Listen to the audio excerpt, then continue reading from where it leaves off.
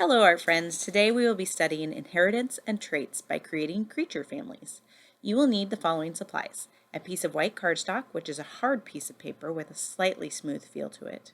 You will also need construction paper, scissors, and glue sticks. You may want to use pipe cleaners, Google eyes, sequins, and pom-poms too. Finally, you will need a pencil and your inheritance and traits chart.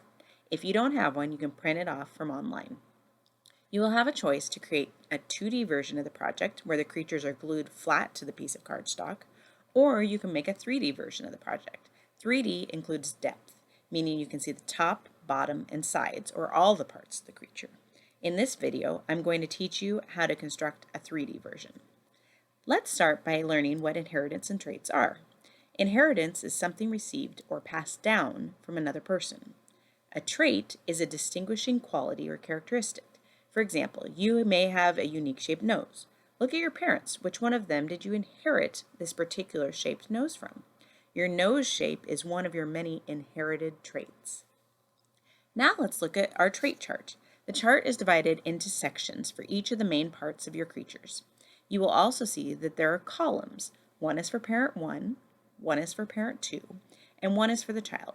You will be making 3 different creatures and recording your traits on this chart. At the bottom, there is room for you to add special traits unique to your particular creatures. Let's start by first deciding on body shape. You can make realistic creatures that might resemble cats, dogs, or humans, for example, or you can create your own new and unique species of creature. When selecting your body shapes for the parents, think about what shape will be inherited by the child. Sketch out your body shapes on the cardstock.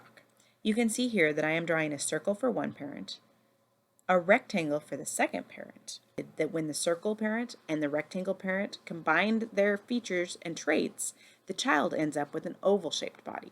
When you're finished drawing, cut out each of your bodies. Next, you will need to decide what color each body is going to be.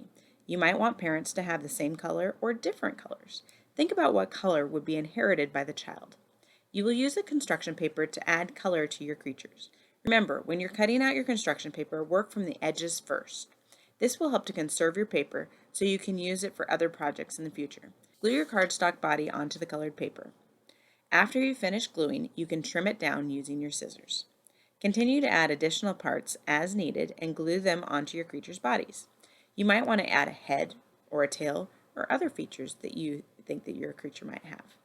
I used a folding technique here in order to make my creature stand up easier later when I add on the legs. To do this, I first glued on the head and the tail to my creature's body, then I folded the whole creature in half. If any of the parts pop off, feel free to add more glue. After all of my body parts are connected, I next cut 4 small slits into the body with my scissors. 2 slits are cut on each side. This is where later I will insert the legs. Now let's go back to our traits chart and start filling in some of our body traits. I started with the head shape. You will see here that both parents have heart-shaped heads. So my child also inherited a heart-shaped head. Next, I fill in the other body shapes. Parent 1 has a circle body shape. Parent 2 has a rectangular body shape. So when those traits combined, my child ended up with an oval body shape. Now it's time to add and select some extra features such as eyes, nose, and ears. You may also want to select if you want arms, hands, legs, and what your feet will look like, and what traits will be passed down to the child. While you're deciding, think about each of the parent's traits and which of those will be inherited directly by the child, or which of those might combine to make new traits in the child. Here you will see that one of my traits were ball ankles. One of my parents had ball ankle trait, where I used a pom-pom glued to the ankle of my leg. I decided my child inherited this trait, so I glued balls to the child's ankles too. The other parent, however, had straight legs with no balls, so their legs are left plain. Embellishing and decorating with sequins. This is where you get to select the fun extra features for your characters. Think about your own bodies. Do you have a birthmark or a mole that looks just like one that your parents have on their bodies too? Or maybe you have some special freckles on your shoulders that your parents don't have and can only be traced way, way back to a great-great-great-grandparent. Sometimes traits skip generations, so feel free to get creative here and think about your creatures and their genetic family history. Here, I used a white paper to dump my sequins onto. That made it much easier to see and keep track of the ones I wanted to use for when I was sorting. Figure out which sequence you want to use for your parents and which for the child. Remember to consider things such as shape, size, and color. Make sure that you're choosing a diverse and variety of traits.